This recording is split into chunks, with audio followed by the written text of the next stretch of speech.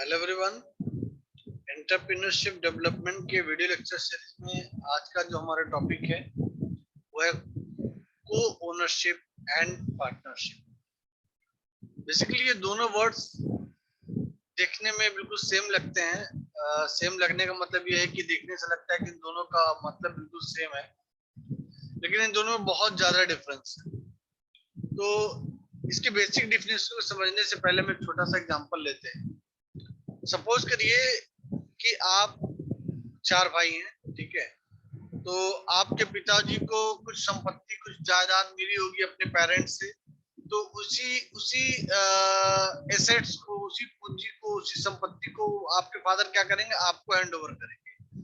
तो सपोज करिए जो भी लैंड या फिर जो भी प्रॉपर्टी आपके फादर ने आपको हैंड ओवर किया, उस लैंड, उस प्रॉपर्टी का यूज आप भाई मिलकर के एक बिजनेस सेटअप करने में करते हैं। तो कहीं ना कहीं जब आप वो बिजनेस सेटअप करते हैं तो ये कोई जरूरी नहीं है कि उसका बेनिफिट आप अपने फादर को दे भी सकते हैं, नहीं भी दे सकते हैं, ठीक है। हो सकता हो उन चार भाइयों में एक भाई हो सकता हो कि बहुत इंटरेस्टेड ना हो, वो कुछ और काम करता हो, वो उसमें अपना प्रॉफिट लेता हो ना लॉस, उससे मतलब वो उसको वो बोल दे ठीक है भाई तुम लोग अपना जो मन करे वो करो, इस बिजनेस में मुझे कोई मतलब नहीं है, मेरी प्रॉपर्टी भी तुम लोग यूज करो। तो कहने का मतलब है एक एक एक ऐसी ओनरशिप जिसमें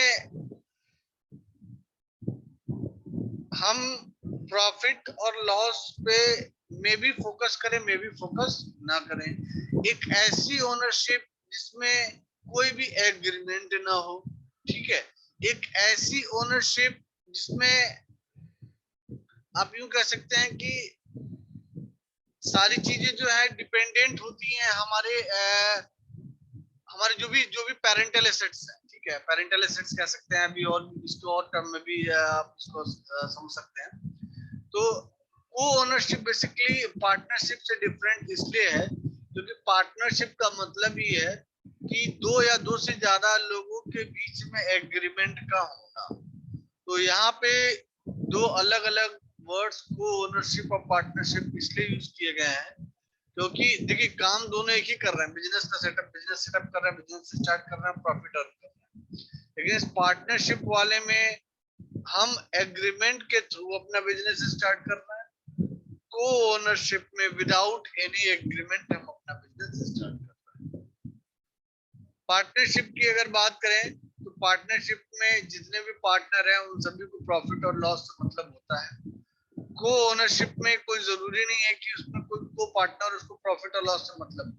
ऐसा हो सकता है कि हम तीन भाई हैं और हमारे हमारे पिताजी ने जो लैंड हमें जो जमीन हमें सौंपी थी, उस जमीन में से सपोज करें 3 बीघे की जमीन थी और 3 बीघे में 1 बीघा मेरा है, मेरे छोटे भाई का, एक मझले वाला भाई का। अब अगर सपोज करिए मैं जॉब करता हूँ, मैंने बोल दिया ठीक है भाई तुम लोग इस लैंड को यूज करके अपना बिजनेस सेटअप करो, मुझे प्रॉफिट और लॉस से कोई मतलब नहीं है, लेकिन हाँ मुझे अपनी प्रॉपर्टी से मतलब रहेगा। तो कहीं ना कहीं वो ओनरशिप में आप प्रॉफिट और लॉस पे फोकस कर भी सकते हैं, नहीं भी कर सकते हैं, आपके ऊपर है। लेकिन जो मेन कंसर्न होता है को ओनरशिप का वो ये होता है कि को ओनरशिप में कोई भी एग्रीमेंट का प्रोसेस नहीं होता है। तो there is a possibility that two co-owner may employ their property in a business and share the profit and still be not partners, ठीक है। दो या दो से ज्यादा लोग को ओनर कहलाएंगे अगर वो किसी बिजनेस में इन्वॉल्व है, वो अपने प्रॉपर्टी को यूज करके प्रॉफिट अर्न कर रहे हैं, ठीक है। लेकिन फिर भी वो पार्टनर नहीं कहलाएंगे। क्यों नहीं कहलाएंगे? क्योंकि उनके बीच में कोई एग्रीमेंट नहीं हुआ है, वो सिर्फ और सिर्फ बिजनेस म्यूचुअल अंडरस्टैंडिंग पे चल रहा है। So a distinction between the two is in points the very facts that two or more persons jointly employ their property in a business and share its income does not mean that there is a partnership between them. वो अपनी property को use करके business कर रहे हैं और वो share भी कर रहे हैं अपने इनकम को, यानी प्रॉफिट को मैंने स्टार्टिंग बोला था वो शेयर कर भी सकते हैं, नहीं भी कर सकते हैं। तो ये फैक्ट है, वो शेयर कर भी सकते हैं, नहीं कर सकते, क्योंकि हमारे पेरेंट्स ने जो जो लैंड हमें दिया, बहुत केसेस में क्या होता है लोग अपने पेरेंट्स को देते ही नहीं है, या बहुत केसेस में क्या होता है कि भाई बोलता है ठीक है भाई तुम लोग यूज करो, मुझे इसके प्रॉफिट लॉस से कोई मतलब नहीं है, कोई एक या दो भाई मिलकर बिजनेस को चलाते हैं। तो share its income does not mean that there is a partnership between them. इसका मतलब ये नहीं कि उनके बीच में पार्टनरशिप है, उनके बीच में सिर्फ और सिर्फ एक म्यूचुअल अंडरस्टैंडिंग है, और उस म्यूचुअल अंडरस्टैंडिंग के बिहाफ पे बिजनेस चल रहा है। They are called co-owners. For instance, sons who inherit some property from their father are not partners even though the property was to be managed jointly and its income were to be shared. Such type of relationship is regarded as a co-ownership. So what is a partnership? A partnership comes into existence only when there is an agreement between the person to carry on some lawful business and share the profit arising from there. तो जो सबसे main फंडा यहाँ देखिए agreement का है, partnership तभी कहलाएगी जब उनके बीच में एग्रीमेंट होगा, ठीक है। और अगर एग्रीमेंट नहीं है, सिर्फ रिलेशनशिप के बिहाफ पे वो बिजनेस चल रहा है, तो उसको हम को ओनरशिप बोलेंगे, और अगर एग्रीमेंट के बिहाफ पे चल रहा है तो उसको पार्टनरशिप बोलेंगे। तो ये बिल्कुल माइंड में रखिएगा कि अगर एग्रीमेंट के बिहाफ पे हम बिजनेस को सेटअप कर रहे हैं, चला रहे हैं, तो पार्टनरशिप कहलाता है, और अगर रिलेशनशिप के बिहाफ पे आप बिजनेस को सेटअप कर रहे हैं, चला रहे हैं, तो वो आपका को ओनरशिप कहलाता है। एग्जाम्पल के तौर पे, if the sons of a father enter into an agreement to run a cafe in the building inherited from their father and share the income thereof, they will be regarded as partners immediately on starting the cafe. अब यहाँ पे देखिए एक term आ गया agreement का, ठीक है। कह रहा है if son of father inter into an agreement, यानी एक बाप के चार लड़के थे, चारों लड़कों ने अपने आपस में एग्रीमेंट किया कि पिताजी ने जो बिल्डिंग बनाई थी, इस बिल्डिंग में हमें कैफे चलाएंगे। तो है तो भाई, लेकिन जैसे ही उन्होंने एग्रीमेंट किया, उनका बिजनेस पार्टनरशिप में कन्वर्ट हो गया। अगर वही वो कैफे बिना एग्रीमेंट के ओपन करते तो वो को ओनरशिप कहलाता, ठीक है।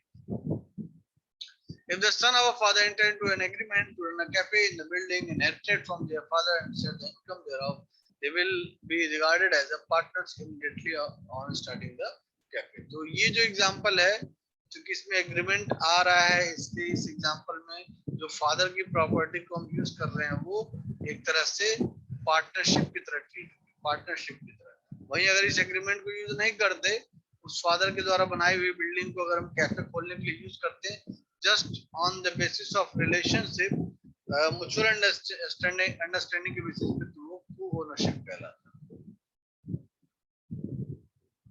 इसी co-ownership और partnership के लिए देखिए यहाँ 6 पॉइंट्स बताए गए हैं, जो इन दोनों के डिफिनेशंस को और भी क्लियर करते हैं।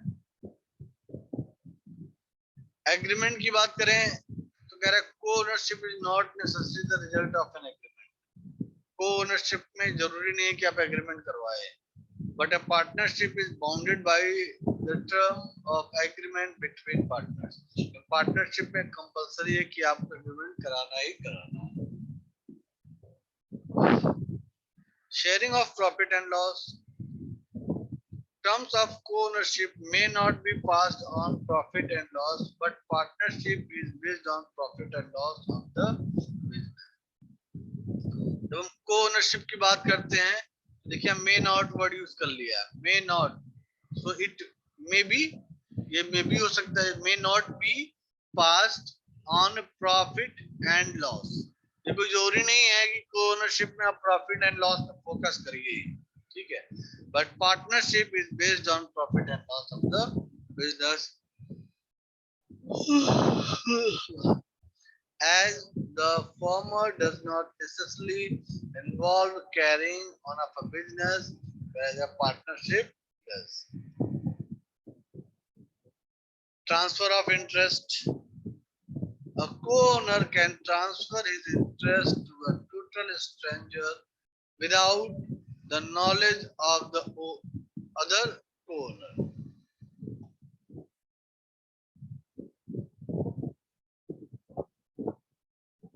अब देखिए, अगर इंटरेस्ट की बात करें, ठीक है, जो भी उसमें इंटरेस्ट या जो भी प्रॉफिट अर्न किया, ठीक है, अब अगर पार्टनरशिप के टर्म में बात करें तो कह रहा है in partnership a partner can not transfer such an interest on his own without the knowledge and consent of all other partners. Interest का मतलब ये है, यहाँ पे इंटरेस्ट आप जो भी आपके ऊपर लोडिंग अमाउंट उसके इंटरेस्ट के रिगार्डिंग हो सकता है, ये इंटरेस्ट आपके प्रॉफिट के रिगार्डिंग भी हो सकता है जो कि कैश इनफ्लो से मिल रहा है, ठीक है। तो ये जो इंटरेस्ट है ये कैश आउटफ्लो को रिप्रेजेंट करता है, कैश इनफ्लो को भी रिप्रेजेंट करता है। तो अगर को ओनर के टर्म में बात करें तो हो सकता है कि जो हमने जो कैफे ओपन किया था, उस कैफे को ओपन करने के लिए जो भी इंफ्रास्ट्रक्चर या फिर जो भी इंटीरियर डिजाइनिंग हमें करनी थी उसके लिए हमने बैंक से लोन लिया था, और हर महीने उस लोन की जो ईएमआई आती है 20,000 आती है। तो हो सकता है एक भाई दूसरे भाई बोले भाई इस महीने की ईएमआई तुम भर दो, ठीक है, या एक भाई उसमें जिम्मेदार हो और दूसरा भाई जिम्मेदारी ना समझता हो तो एक भाई जो है सारी की सारी इंटरेस्ट को बियर कर रहा है। ये चीजें सिर्फ को ओनरशिप में हो सकती है। पार्टनरशिप में क्या है, जो भी लायबिलिटीज हैं, चाहे वो कैश इनफ्लो के रिगार्डिंग हो चाहे कैश आउटफ्लो के रिगार्डिंग हो, वो हर एक पार्टनर को उनके शेयर के अकॉर्डिंग बियर करनी पड़ती है। Line on property, a co-owner has no line on the property co-owned, neither for expenses not for what may be due from the others and their share of a common debt, but a partner है। देखिए, जो भी अगर हम को-ओनर की बात करें तो इनके पास इनके पास जो भी प्रॉपर्टी है, ठीक है, वो प्रॉपर्टी ये कहीं ना कहीं इसको एक्सपेंस करने का मतलब यहाँ पे है कि ऐसा नहीं है कि वो अपनी प्रॉपर्टी को सेल आउट कर दे, ठीक है, या वो अपनी प्रॉपर्टी को जब चाहे तब बेच दे।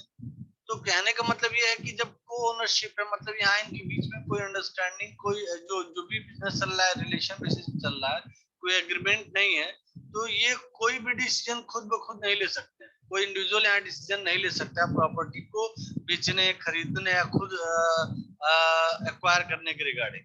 लेकिन पार्टनरशिप में क्या है, सारी चीज एग्रीमेंट के भी पे अगर कोई पार्टनर बिजनेस शेयर छोड़ना चाहता है तो डेफिनेटली छोड़ सकता है, और अगर कोई बिजनेस पार्टनर बिजनेस शेयर छोड़ रहा है तो दूसरा बिजनेस पार्टनर उसको परचेज भी कर सकता है, बिकॉज यहाँ पे सारी की सारी चीजें एग्रीमेंट के भी पे।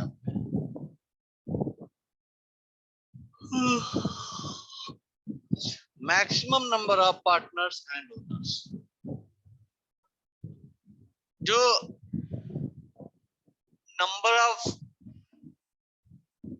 मैन पावर यूज होंगे, आज यू कहें कि जो number of human being use हो रहे हैं पार्टनर्स और को ओनर्स के लिए, इसमें मिनिमम जो लिमिट है वो 2 की है। पार्टनर में भी मिनिमम 2 होने चाहिए, और सॉरी को ओनर में भी 2 होने चाहिए और पार्टनर में भी 2 होने चाहिए। लेकिन जो मैक्सिमम लिमिट है, पार्टनर में आप 20 से ज्यादा लोगों को अपने टीम में नहीं रख सकते, लेकिन अगर बैंक है, बैंक के कंडीशन में, फाइनेंशियल इंस्टीट्यूट की कंडीशन में वो लिमिट 10 की होती है। So in co-ownership there is no predefined limit for maximum number of co-owners. Maximum number of co-owners के लिए कोई लिमिट नहीं है, लेकिन मिनिमम के लिए 2 की लिमिट होती है। But if a firm is engaged in financial services, the maximum number of partners should not exceed 10, ठीक है। तो अगर पार्टनरशिप के टर्म में बात करें तो वहां पे जो मैक्सिमम जो मैक्सिमम पीपल यूज कर सकते हैं वो 10 हो सकते हैं, उससे ज्यादा नहीं हो सकते हैं। किस केस में, अगर हम फाइनेंशियल सर्विसेज की बात कर रहे हैं तब, यानी बैंक वगैरह ओपन कर रहे हैं या मिनी बैंक ओपन कर रहे हैं, ठीक है, उस केस में ये जो लिमिट है वो 10 तक जा सकता है। If the firm is engaged in other business the maximum number of partners shall be 20। यानी पार्टनरशिप में जो मैक्सिमम पार्टनर हम यूज करते हैं वो 20 हो सकते हैं हर एक बिजनेस के लिए। लेकिन अगर कोई फाइनेंशियल इंस्टीट्यूट या फाइनेंशियल सर्विसेज के रिगार्डिंग हम बिजनेस डालना है तो वहां पे लिमिट 10 की होती है। ओनर की अगर बात करें, को ओनरशिप में मिनिमम की लिमिट 2 है, मैक्सिमम की कोई लिमिट नहीं है। कितने भी चाहे हम ओनर्स यूज ले सकते हैं अपने को ओनर पार्ट ऑफ बिजनेस में। Claim of portions of property, तो बेसिकली जो प्रॉपर्टी का पार्टीशन है, उस प्रॉपर्टी के पार्टीशन को किस तरह से हम क्लेम करते हैं, तो उस पार्टीशन को समझने के लिए अगर को ओनरशिप की बात करें,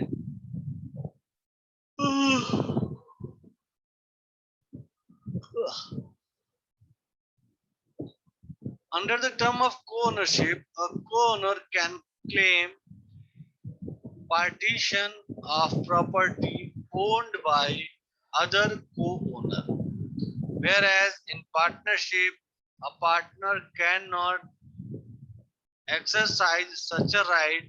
He can sue the other partners for his share in the property of the firm only in the event of the dissolution of firm. जैसे कि मैंने स्टार्टिंग में आपको बताया था, एक भाई इंटरेस्टेड नहीं है बिजनेस में, उसने अपनी प्रॉपर्टी जो भाइयों को दे दी, ठीक है तुम प्रॉपर्टी मेरी रहेगी लेकिन तुम इसमें बिजनेस करते रहो। वही कह रहा है, under the term of co-ownership a co-owner can claim partition of property owned by other co-owner. जो मेरा दूसरा भाई है उसकी प्रॉपर्टी को हम क्लेम कर सकते हैं, उस पर काम कर सकते हैं, उसको ले सकते हैं, अपने बिजनेस के लिए यूज कर सकते हैं, ठीक है, जो कि दूसरे भाई की है। तो ये 6 वो बेसिक पॉइंट्स है जिसके थ्रू हम इजीली अंडरस्टैंड कर सकते हैं कि को ओनरशिप और पार्टनरशिप में क्या बेसिक डिफरेंस है। इसी डिफरेंस को समझने के लिए यहाँ पे देखिए टेबुलर फॉर्म में भी मैंने कुछ डेटा दिया हुआ है।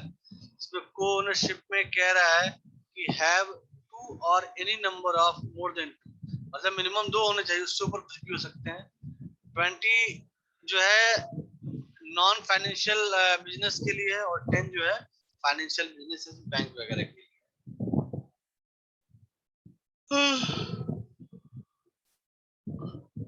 को ओनरशिप में एग्रीमेंट नहीं होता है, लेकिन पार्टनरशिप में एग्रीमेंट होता है। को ओनरशिप में जितने भी को ओनर है वो एक दूसरे के एजेंट नहीं होते हैं, लेकिन पार्टनरशिप में जितने भी पार्टनर है वो एक दूसरे के एजेंट की तरह काम करते हैं। Co-ownership does not necessarily involve community of profit and loss. Co-ownership में जरूरी नहीं कि हम प्रॉफिट और लॉस के लिए काम करें। हो सकता है मैं अपनी प्रॉपर्टी अपने छोटे भाई को दे दूं, ठीक है भाई छोटे भाई मेरी जमीन ले लो, अपना इसमें बिजनेस करो, कमाओ खाओ, लेकिन जमीन मेरी ही रहेगी, प्रॉपर्टी मेरी है, लेकिन उस प्रॉपर्टी को यूज कौन कर रहा है, मेरा भाई कर रहा है। मतलब मुझे उस बिजनेस से प्रॉफिट और लॉस से कोई मतलब नहीं है, वो खुद ब खुद सारी चीजें मैनेज कर रहा है, प्रॉफिट को अर्न कर रहा है, खुद ही प्रॉफिट रख रहा है, खुद ही लॉस को मैनेज कर रहा है। लेकिन पार्टनरशिप में ऐसा नहीं है। पार्टनरशिप का मतलब ये है कि उनके बीच में एक प्रॉपर एग्रीमेंट होना चाहिए। A co-owner can without the consent of the other transfer his rights and interest to stranger. Co-ownership में क्या होता है कि कोई भी co-owner दूसरे co-owner से पूछे बगैर कोई भी डिसीजंस ले सकता है, ठीक है, लेकिन पार्टनरशिप में ऐसा नहीं है, सबकी सहमति बहुत जरूरी होती है।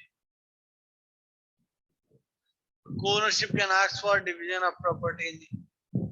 Co-ownership में आप प्रॉपर्टी को जब चाहे तब डिस्ट्रीब्यूट कर सकते हैं अकॉर्डिंग टू म्यूचुअल अंडरस्टैंडिंग, लेकिन पार्टनरशिप में ऐसा नहीं है, ठीक है, क्योंकि हमने जो बिजनेस लगाया उसकी पूंजी निकली नहीं निकली, ऐसा ना हो कि कोई किसी ने 10 लाख बिजनेस में दिया, बोला नहीं मेरे पैसे वापस कर, मैं छोड़ रहा हूँ, ऐसा थोड़ी होता है।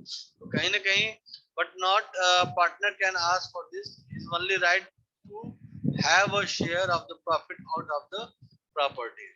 तो ऐसे सिचुएशन में वो अपने प्रॉफिट ले, लेकिन प्रॉफिट को प्रॉपर्टी को सेल नहीं कर सकता, ठीक है, ऑन द स्पॉट सेल नहीं कर सकता है, उससे डिपेंड करता है situation. Ownership and at death, मान लीजिए हमारे 3 भाई थे, एक भाई की मृत्यु हो जाती है, तो कॉमन सी बात है उसका जो ओनरशिप था वो खत्म हो जाएगा, उसकी प्रॉपर्टी मुझे मिल जाएगी अगर उसके बच्चे नहीं है तो। कहीं ना कहीं को ओनरशिप जो कंप्लीटली रिलेशन बेस्ड होता है, ठीक है। पार्टनरशिप में पार्टनरशिप इन एट डेथ और इंसॉल्वेंसी। पार्टनरशिप में पार्टनरशिप तब खत्म होती है या हमारी मृत्यु हो जाए या हम अपने शेयर्स को बेच दें या डिसॉल्व कर दें। A co-owner has no lien on the property while a partner has a lien on the firm of the property। तो ये था हमारा को-ओनरशिप और पार्टनरशिप के बीच में बेसिक डिफरेंस। आई थिंक आपको समझ में आया होगा।